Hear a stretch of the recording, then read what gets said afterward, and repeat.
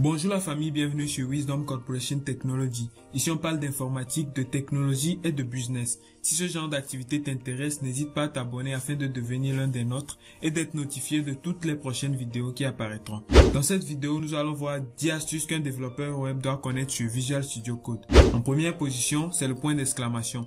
Il nous permet de générer les balises de base d'un document HTML. En deuxième position, c'est le zoom avant et le zoom arrière.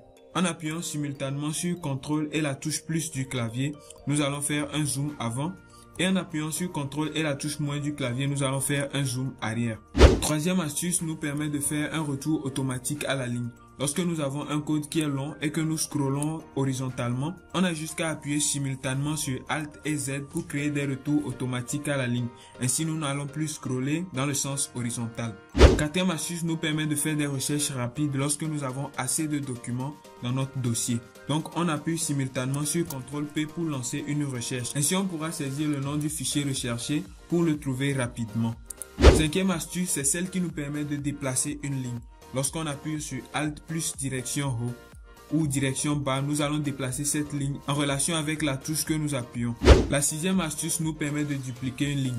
Lorsque nous avons le curseur sur cette ligne et que nous appuyons simultanément sur majuscule Alt et plus direction haut, nous allons dupliquer cette ligne vers le haut, soit direction bas pour dupliquer la ligne vers le bas.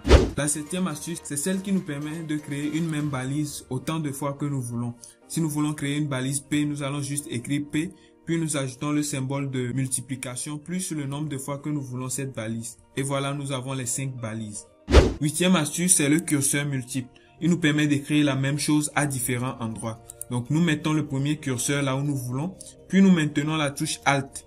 Maintenant, nous allons mettre le curseur aux différents endroits auxquels nous voulons faire des modifications. Lorsqu'on fait des modifications, elles s'appliquent directement aux endroits où nous avons sélectionné. Neuvième astuce, c'est créer une balise et une classe directement. Si je veux créer une balise P qui a pour classe paragraphe, je n'ai juste qu'à écrire P, puis je mets point. Maintenant, je mets le nom de la classe que je veux, paragraphe.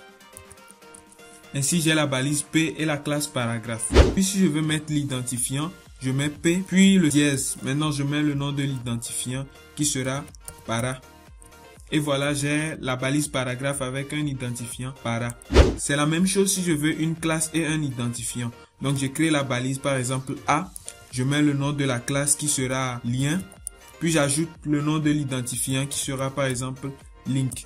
Et voilà, j'ai la balise A avec la classe plus l'identifiant. Merci d'avoir suivi la vidéo, je pense qu'elle vous aura été utile. Si c'est le cas, n'hésitez pas à vous abonner et à laisser un commentaire. À la prochaine.